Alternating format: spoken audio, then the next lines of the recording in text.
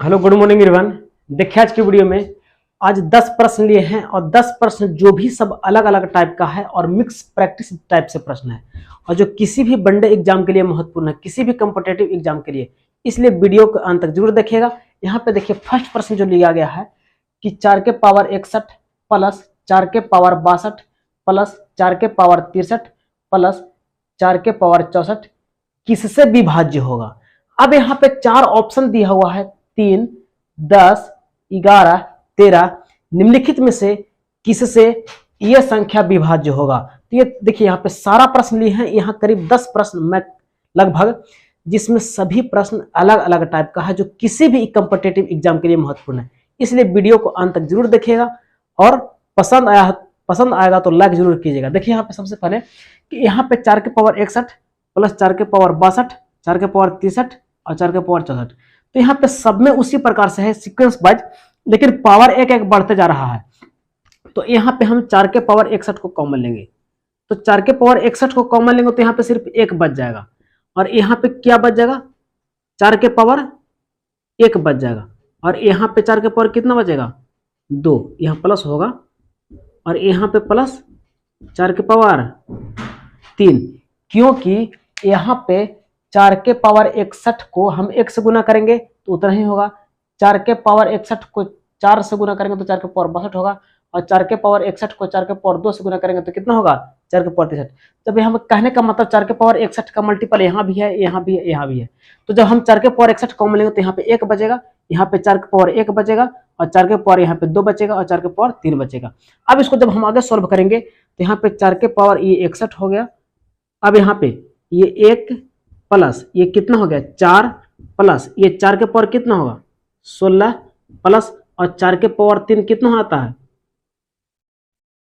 64, क्योंकि 4 के क्यू कितना होता है 64। अब देखिएगा यहाँ पे सबको जब हम जोड़ेंगे तो कितना होगा, देखिए 4 और 1 5 और 16 और इधर 5 होगा तो 21 और 21 इसमें जोड़ेंगे तो कितना हो जाएगा 64 ना, 64 प्लस 21 तो कितना हो गया 5 85। तो कह सकते हैं यहाँ पे 4 के पावर 61 गुने 85। यहाँ पे सबको जब हम जोड़ेंगे देखिए यहाँ पे कितना होगा 64 और 16 कितना हो जाएगा 80, 80 4 84, 84 1 85। तो यहाँ पे ये सबको जब जोड़ेंगे तो कितना होगा 85 और यहाँ पे कितना है 4 के पावर 61। अब देखिए यहाँ पे जब गुना में है तो यहाँ पे इसको हम फैक्टर के रूप में तोड़ेंगे तो यहाँ पे 3 से तो ये सब कटेगा नहीं, 3 से नहीं कटेगा, इससे नहीं कटेगा और 11 से भी नहीं कटेगा और 13 से भी नहीं कटेगा, 10 से कटेगा, क्योंकि 10 को हम लोग 2 गुने 5 लिख सकते हैं और जब 2 गुने 5 से यहाँ पे विभाज देंगे तो 2 से ई कटेगा और 5 से ये कटेगा। तो कह सकते हैं कि यहाँ पे option B is the right answer. इस प्रकार के प्रश्नों को हम लोग ऐसे ही बनाते हैं कॉमन लेकर के। 4 के पावर 61 प्लस 4 के पावर 62 था, यहाँ पे 4 के पावर 63 और 4 के पावर 64। तो यहाँ पे 4 के पावर 61 कॉमन लेंगे तो यहाँ पे 1 बचेगा, यहाँ पे 4 के पावर 1 बचेगा और यहाँ पे 4 के पावर 2 बचेगा, यहाँ पे 4 के पावर 3। तो यहाँ पे 1 तो उतना ही लिखेंगे, 4 के पावर 1 तो 4 होगा और 4 के पावर 2 तो कितना 16 और 4 के पावर 3 तो कितना होगा 64। और सबको जो ब्रैकेट के अंदर है सबको हम जोड़ेंगे तो 64 प्लस 16 कितना हो जाएगा 80, 80 4 84 और 1 85। तो यहाँ पे 85 हो गया और यहाँ पे 4 के पावर 61। तो यहाँ पे गुना में है और यहाँ पे दिया गया है कि ये जो है ना किससे विभाज्य होगा, ये किससे, इसको सोल्व किए तो इतना आया, ये किससे विभाज्य होगा। तो यहाँ पे ऑप्शन को हम देखेंगे तो 3 से तो ये होगा नहीं, क्योंकि यहाँ पे अंकों का योगफल 3 से विभाज्य नहीं हो रहा। तो यहाँ पे 10 से होगा, क्योंकि 10 को हम लोग 2 गुने 5 लिख सकते हैं तो 2 से ये तो कटेगा, क्योंकि 4 का मल्टीपल है ना, ये गुणज है 4 का, तो 4 से सॉरी तो यहाँ पे 4 का गुना है तो 2 से तो कटेगा ही 2 से और 5 से ये कट जाएगा तो 2 और 5 से कटेगा, मतलब 2 गुने 5 होता है 10, 10 से कट जाएगा। अब इसको समझना है। अब नेक्स्ट प्रश्न यहाँ पे कि संख्या 2137 के पावर 753 का इकाई अंक क्या होगा। अगर सिंपल प्रश्न रहता है ऐसे कि 350 या 882 या 7290 का इकाई अंक क्या होगा तो ऐसे ही हम लोग जनरली बता देते हैं कि इसका इकाई अंक क्या होगा। लेकिन यहाँ पे पावर में बहुत सारा संख्या दिया गया, कितना 753। इसको सोल्व हम लोग करते हैं कैसे, ट्रिक के माध्यम से। सबसे पहले यहाँ पे पावर में हम 4 से भागा देंगे, ये जो पावर लिखा गया है 753 उसमें हम 4 से भागा देंगे। किसी भी संख्या का इकाई अंक अगर ज्ञात करना हो तो उसका पावर कितना भी क्यों ना हो, उसके में सबसे पहले हम 4 से भागा देंगे। तो इसमें 4 से भागा देंगे तो शेषफल कितना बचेगा, 1, क्योंकि 4 से हम भागा देंगे तो क्या 18 चौक 72, 3 बचेगा, यहाँ भी 3 बचेगा, तो 33 हो जाएगा। फिर 4 से भागा देंगे तो कितना, तो 4 8 32, तो 1 बच जाएगा। जब यहाँ पे 753 में हम 4 से भागा देंगे, किसी भी संख्या का पावर ज्ञात करने, सॉरी इकाई अंक ज्ञात करने के लिए सबसे पहले हम पावर में 4 से भागा देंगे। तो 4 से इसमें भागा देंगे तो कितना होगा, जब हम 753 में 4 से भागा देंगे तो शेषफल जो है ना, शेषफल 1 बचेगा। तो यहाँ पे 2137 के पावर क्या हो जाएगा, 1, और जो शेषफल बचता है उसी को पावर मान लिया जाता है लास्ट में, क्योंकि हमको इकाई अंक से ना मतलब है, सिर्फ पूरा संख्या से मतलब इकाई अंक से। तो यहाँ पे किसी भी संख्या का पावर जब 1 होगा तो उसका इकाई अंक में परिवर्तन नहीं होता है, इसीलिए इसका आंसर कितना हो जाएगा, 7। इसका आंसर कितना हो जाएगा, 7। कैसे, क्योंकि सबसे पहले हम पावर में 4 से भागा देंगे, तो 4 से भागा देंगे तो कितना होगा इसका शेषफल, तो भागा देने के बाद जो शेषफल बचता है ना, वही इसका अंतिम पावर बच जाता है। इसका पावर कितना होगा, 1।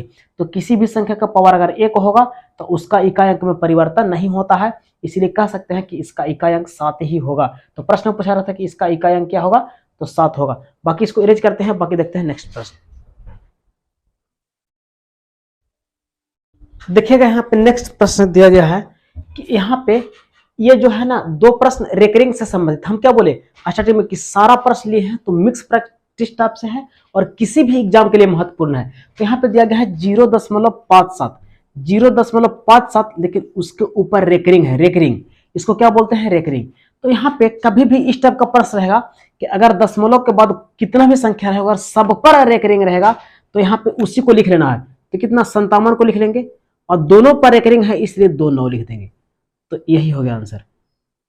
यहां पे एक बार फिर से समझना है कि अगर कभी भी ऐसा प्रश्न रहेगा कि दशमलव के बाद 2 अंक और अगर दोनों पे रेकरिंग है तो वो दोनों संख्या को लिखेंगे और नीचे में 2 9 लिखेंगे। 2 संख्या पे रेकरिंग तो 2 9, अगर एक संख्या रहता और एक ही पे रेकरिंग रहता तो सिर्फ 1 9 होता। बस इसी प्रकार से यही हो गया भिन्न के रूप में। तो इसका आंसर कितना हो गया, 57/19। इसको कट करके हम छोटा भी कर सकते हैं, बिल्कुल इसी प्रकार से। अब देखिए यहाँ पे ये नेक्स्ट प्रश्न, तो यहाँ पे देखिए 0.4 और 7 7 7 और 7 आगे रिपीटेशन है ना। तो यहाँ पे रिपीटेशन को खत्म करने के लिए हम लोग रेकरिंग का उपयोग करते हैं। तो इसको हम लोग ऐसे लिख सकते हैं 0.47, लेकिन 7 ही ना बार बार रिपीट हो रहा है, इसीलिए इसको सिर्फ 7 पर रेकरिंग हुआ। किस पे, सिर्फ 7 पे, क्योंकि यहाँ पे जो दिया गया है कि 0.4 7 7 7 आगे रिपीटेशन है यहाँ पे। तो यहाँ पे रेकरिंग किस लिए उपयोग करते हैं कि बार बार जो रिपीट आ रहा है जो संख्या, उसी को ऊपर हम लोग रेकरिंग देते हैं और बाकी को खत्म कर देते हैं। तो यहाँ पे इस प्रकार से इसको हम लोग क्या बोले कि अगर यहाँ पे दशमलव के बाद 2 अंक है, अगर दोनों पे रेकरिंग है तो उसको खत्म करने के लिए 2 9 देते हैं, लेकिन यहाँ पे एक ही पे संख्या पे रेकरिंग है और एक पे नहीं है, तो उसको हम लोग कैसे बनाएंगे। तो यहाँ पे ऐसे लिखेंगे 47 है तो 47 को लिख लेंगे, 47 को लिख लेंगे, लेकिन जो संख्या पे रेकरिंग नहीं है उसको इसको में से घटाया जाता है। और यहाँ पे बट्टे, ध्यान देना है कि कभी भी इस टाइप के प्रश्न में कि जितना संख्या लिखा हुआ उतना के लिख दीजिए, है ना, लेकिन जिस पे रेकरिंग नहीं है, तो 4 पे रेकरिंग नहीं है तो 4 को इसमें से हम घटा देंगे, तो 47 में से 4 घटाएंगे, लेकिन एक संख्या पे रेकरिंग है ना तो 1 9 लिखेंगे, 1 9 लिखेंगे, और एक संख्या पे रेकरिंग नहीं उसके बदले में 0। तो इसको हल करेंगे तो कितना होगा, यहाँ पे इसको हल करेंगे तो 47 में से 4 घटेगा तो कितना होगा, 43/90, यही हो गया आंसर। एक बार फिर से यहाँ पे दिया गया है कि 0.4 7 7 7 आगे बार बार रिपीट होते जा रहा है, तो वो रिपीटेशन को खत्म करने के लिए हम लोग 0.4 और इसका 7 के पावर रेकरिंग मतलब 7 के ऊपर रेकरिंग दे सकते हैं। तो यहाँ पे 47 है ना, लेकिन 7 के ऊपर रेकरिंग है, दशमलव के बाद 4 7 है ना, तो इसके ऊपर रेकरिंग है, तो रेकरिंग को अब इसको हम लोग को भिन्न के रूप में लिखना है, अंश बटा हर के रूप में। तो यहाँ पे 47 है तो 47 लिख देंगे, लेकिन यहाँ पे 4 है ना, तो जिस पे रेकरिंग नहीं है उसको घटा दिया जाता है, तो 47 में से 4 घटाएंगे तो कितना होगा 43, लेकिन एक संख्या पे रेकरिंग है उसके चलते 1 9 लिखते हैं, और जिसके पे रेकरिंग नहीं उसके चलते में 9। तो यही हो गया इसका आंसर 43/90। अब इसको समझना है कि √6 plus √6 plus √6 plus root under 6 और अनंत तक दिया गया है। तो कभी भी इस टाइप का प्रश्न हम बताए थे एक वीडियो में कि कभी भी इस टाइप का प्रश्न रहेगा तो इसका दो ऐसा गुणनखंड लेना है कि जिसका अंतर 1 का होना चाहिए। तो इसका दो ऐसा हम गुणनखंड ले पा रहे हैं कि नहीं, 2 और 3, इसका दो गुणनखंड जो है इसका अंतर 1 का हो रहा है ना। देखिए यहाँ पे 2 और 3 में 1 का अंतर है ना। तो कभी भी इस टाइप का प्रश्न अगर प्लस में रहेगा तो इसका बड़ा आंसर, इसका आंसर कितना हो जाएगा 3। इसका गुणनखंड का जो बड़ा वैल्यू होता है, जो बड़ा मान होता है, वही आंसर होगा। कब? जब ये सारा संख्या प्लस में रहेगा तब। लेकिन अगर यहाँ पे माइनस रहता, ये सभी माइनस रहता और अनंत तक रहता और इसका गुणनखंड 1 का अंतर में टूट रहा होता तो इसका आंसर कितना होता 2। कब? जब यहाँ पे सब माइनस रहता तब। लेकिन यहाँ पे प्लस है इसलिए इसका आंसर कितना होगा 3। बाकी इसको इरेज करते हैं, बाकी नेक्स्ट प्रश्न देखते हैं। देखिएगा यहाँ पे नेक्स्ट प्रश्न दिया गया है कि यहाँ पे